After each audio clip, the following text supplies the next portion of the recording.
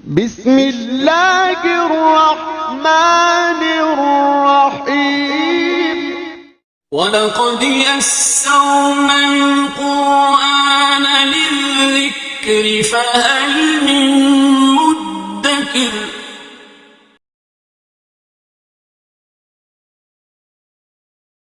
أعوذ بالله من الشيطان الرجيم بسم الله الرحمن الرحيم فما لكم في المنافقين فئتين والله أركسهم بما كسبوا أتريدون أن تهدوا من أضل الله ومن يضلل الله فلن تجد له سبيلا ودوا لو تكفرون كما كفروا فتكونون سواء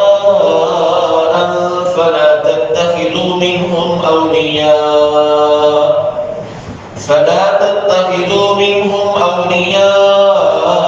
حتى يهاجروا في سبيل الله فإن تولوا فخذوهم واقتلوهم حيث وجدتموهم ولا تتخذوا منهم وليا ولا نصيرا صدق الله العظيم فما لكم تمہیں کیا ہے فی المنافقین فئتین کہ تم منافقوں کے بارے میں دو گروہ ہو رہے ہو واللہ ارکسہم جبکہ اللہ نے انہیں گھیر دیا بما کسبوا ان کے کیے کے سبب اتریدون ان تہدوا کیا تم یہ چاہتے ہو کہ تم راہ راست دکھاؤ من اضل اللہ اس کو جس کو اللہ نے گمراہ کر دیا یا کیا تم چاہتے ہو کہ تم ہدایت پر بتاؤ اس شخص کو ان لوگوں کو جن کو اللہ نے گمراہ قرار دیا وَمَن يُضْلِلِ اللَّهُ اور جسے اللہ گمراہ کر دے فَلَن تَجِدَ لَهُ سَبِيلًا تو اے مخاطب تو ہرگز اس کے لیے کوئی رستہ نہیں پائے گا وَدُّوا لَوْ تَكْفُرُونَ وہ تو یہ چاہتے ہیں کہ تم بھی کفر کرنے لگ جاؤ کما کفروا جیسا کہ انہوں نے کفر اختیار کیا فَتَكُونُونَ سَوَاءً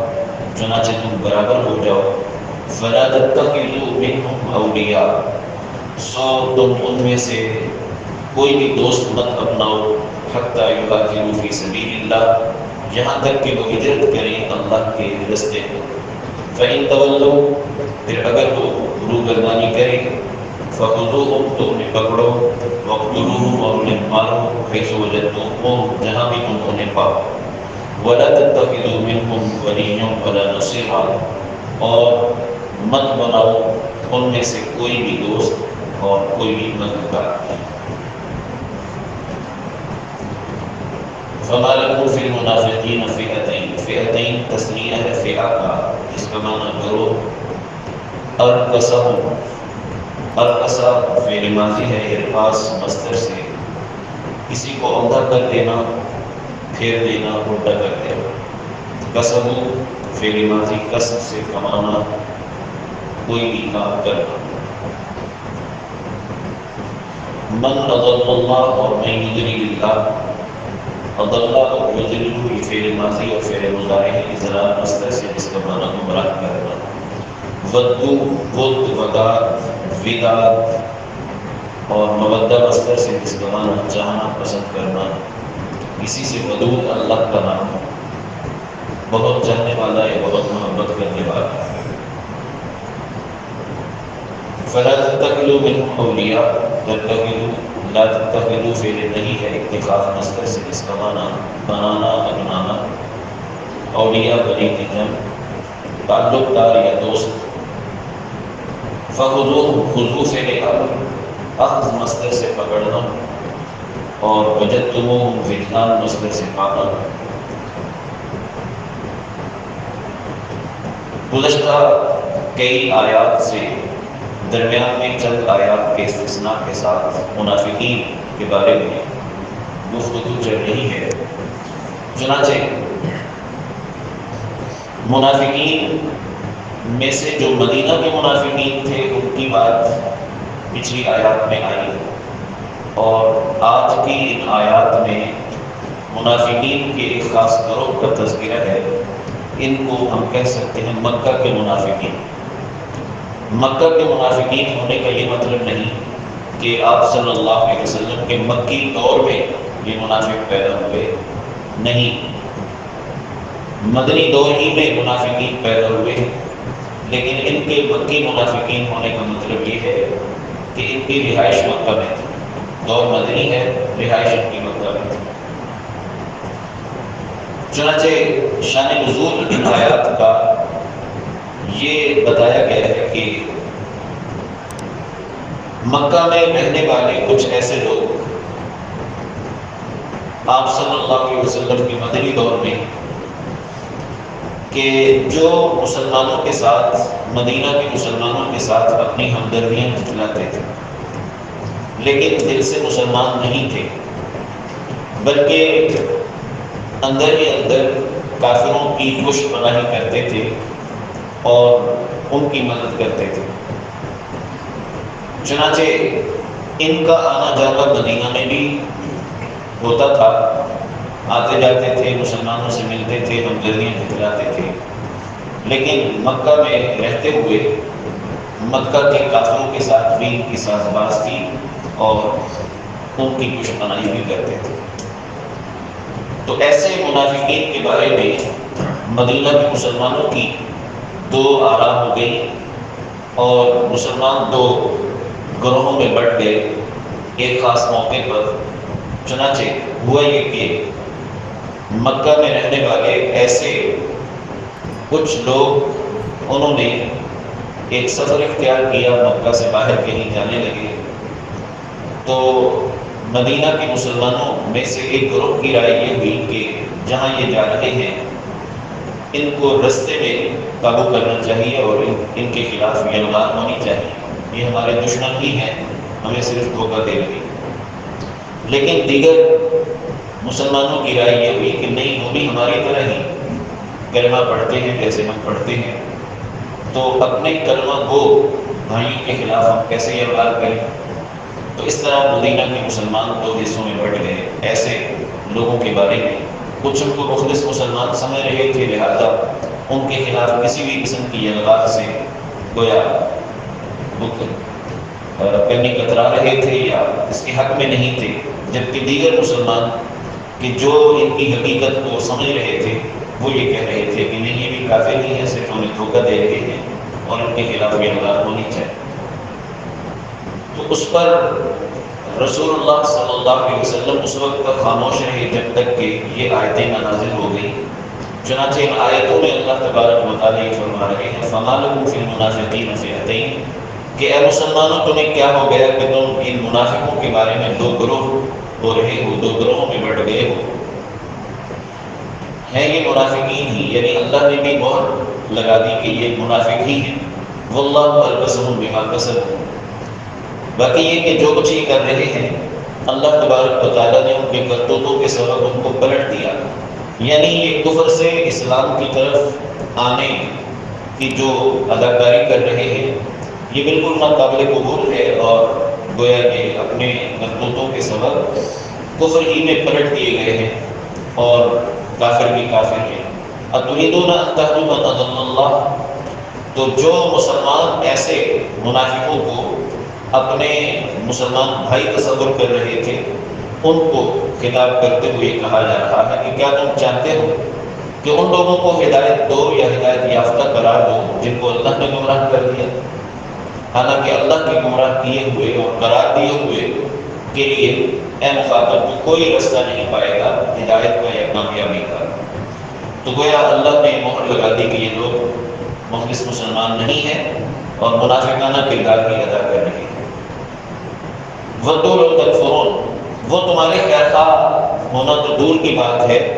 بدخواہ ہیں اور وہ یہ چاہتے ہیں کہ تم بھی ویسے ہی کفر کرنے لگ جاؤ جیسا کہ انہوں نے کفر کیا ہے. یعنی یہ لوگ تمہارے ساتھ جو تعلقات رکھ رہے ہیں وہ اس خاطر نہیں کہ خود وہ اسلام کی طرف مائل ہیں، بلکہ وہ تو تمہیں بھی کفر کی طرف مائل کرنے کے چکر میں اور تمہارا نقصان چاہنے والے ہیں. یعنی جو مسلمان ان کے حق میں نرم پہلو رکھ رہے تھے، وہ ان کا کہنا یہ تھا کہ بظاہر تو یہ ہمارے جیسے ہی ہیں، کلمہ پڑھتے ہیں، لیکن اگر کوئی گڑبڑ ہوئی بھی تو ان کے ساتھ تعلقات اچھے رکھے جائیں تو شاید پورے طور پہ اس طرف آ جائیں، اسلام کی طرف۔ یہ بھی ان کے پیش نظر تھا، تو اس پر یہ فرمایا جا رہا ہے کہ ان کا اسلام کی طرف آنا، یہ جو توقع تم وابستہ کیے ہوئے ہو، یہ دور کی بات ہے۔ ان کی کوشش یہ ہے کہ تمہیں بھی اسلام سے کفر کی طرف مائل کرے، جیسا کہ وہ خود کافر ہوئے اور اس طرح فتکونوا سواء، تم اور وہ برابر ہو جاؤ۔ لہذا اس سلسلے میں جو فہمائش کی جا رہی ہے وہ یہ ہے فلا تتخذوا منهم اولیاء، کہ ایسے لوگوں کو ہرگز دوست مت بناؤ اور ان سے تعلق مت رکھو، حتی یہاجروا فی سبیل اللہ، یہاں تک کہ وہ اللہ کی راہ میں ہجرت نہ کرے۔ اس دور میں ہجرت فی سبیل اللہ یعنی مکہ میں رہنے والا اگر کوئی اسلام کا دعویٰ کرتا ہے تو اس کے دعوی اسلام کی تصدیق یہی سمجھی جاتی تھی کہ وہ اللہ کی راہ میں ہجرت کر کے مدینہ آئے۔ اگر مکہ میں رہنا اس کی مجبوری نہیں اور ہجرت کر سکتا ہے تو پھر ہجرت کرنا اس کے ذمہ فرض عین تھا، اور جب تک ہجرت نہیں کرتا تو اس کا دعویٰ اسلام معتبر نہیں تھا۔ تو ان کے بارے میں بھی یہی کہا جا رہا ہے کہ ان کا دعویٰ اسلام اس وقت تک معتبر نہیں ہوگا جب تک کہ یہ اللہ کی راہ میں ہجرت نہ کرے۔ یہاں یہ بات بھی کہی گئی ہے کہ جیسے ایمان نام ہے اصل میں تصدیق قلبی کا، دل سے بندہ جو ایمانیات ہیں ان کو مانے،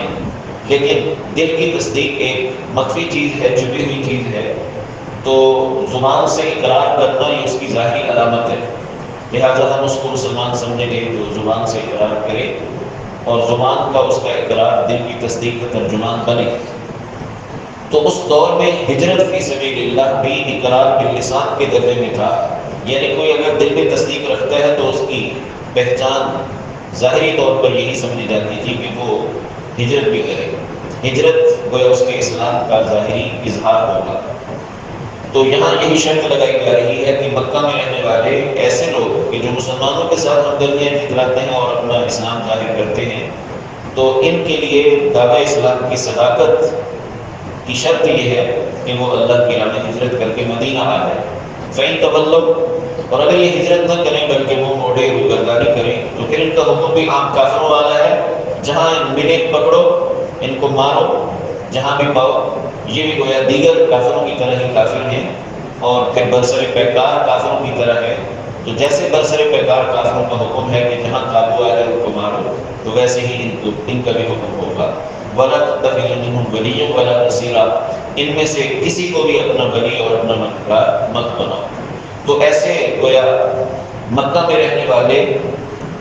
منافقین کے جو اندر کافروں کے ساتھ مدد کر رہے تھے اور ظاہری طور پر اپنی ہمدردیاں مسلمانوں سے جتلاتے تھے، ان کے بارے میں گویا واضح پیغام دے دیا گیا کہ یہ بھی عام کافروں ہی کی طرح کافر ہے، ان کے بارے میں کوئی نرم گوشہ رکھنے کی ضرورت نہیں ہے۔ البتہ اس سے کچھ لوگوں کا استثناء اگلی آیت میں مذکور ہے، انشاءاللہ۔ الحمدللہ رب العالمین، اللہم صلی علی محمد النبی الأمی وعلی آلہ وسلم تسلیما۔ اللهم وفقنا لما تحب وترضى من القول والفعل والنية والهدي إنك على كل شيء قدير. أصلح لنا شأننا كله ولا تكلنا إلى أنفسنا طرفة عين. اے ارحم الراحمین، ہم سب کے حال پہ رحم فرمائیے، ہمارے گناہوں کو بخش دیجیے۔ یا اللہ، آپ خالق ہیں، ہم مخلوق ہیں، آپ مالک ہیں، ہم مخلوق ہیں، آپ رازق ہیں، ہم مرزوق ہیں۔ اے ارحم الراحمین، اے ارحم الراحمین، ہماری پیشانیوں کے بعد آپ کے قبضے میں ہیں۔ اے ارحم الراحمین، ہمیں پیشانی کی بالوں سے پکڑ کے خیر کے راستے پر لگا دیجیے۔ اے ارحم الراحمین، ہمیں نقصان کی طرف جانے سے بچا لیجیے۔ اے اللہ، ہمیں نفس و شیطان کی چالوں سے محفوظ رکھیے۔ اے اللہ، اپنی مخلوق کو یا اللہ وسیع رزق عطا فرمائیے۔ اے اللہ، جورستان کے ہمارے یا اللہ مسلمان جو پریشانی میں ہیں، اے اللہ پریشانی دور فرما دیجیے، باران رحمت عطا فرما دیجیے، باران رحمت عطا فرما دیجیے۔ پیاسوں کی پیاس کو بجھا دیجیے اے ارحم الراحمین، زمین کے خزانوں کو ظاہر فرما دیجیے اے اللہ، آسمان سے یا اللہ ہمارا رزق اتاری اے ارحم الراحمین، تمام پریشان حال کی پریشانیاں دور فرما دیجیے، بیماروں کو شفا کامل عطا فرمائیے، ہمارے ملک کی معیشت میں استحکام عطا فرما دیجیے، یا اللہ ملک میں امن و امان عطا فرما دیجیے، اے ارحم الراحمین پورے عالم اسلام کی حفاظت فرمائیے، اے اللہ حرمین شریفین کی حفاظت فرمائیے، یا اللہ حج کو محفوظ بنا دیجیے، اے اللہ اسباب حج کو یا اللہ سفر حج کو عازمین حج کے لیے آسان فرما دیجیے، اے ارحم الراحمین عمرہ پہ گئے ہوئے لوگوں کے عمرے کو قبول فرمائیے، اے ارحم الراحمین ان کی واپسی میں خیریت کے ساتھ یا اللہ یقینی بنائیے، اے ارحم الراحمین یا ارحم الراحمین حرمین شریفین کی رونقوں کو بڑھا دیجیے، وہاں کی بات حاضری سب کے نصیب میں فرمائیے، ربنا تقبل منا انك انت السميع العليم وتب علينا انك انت التواب الرحيم، وصلى الله تعالى على خير خلقه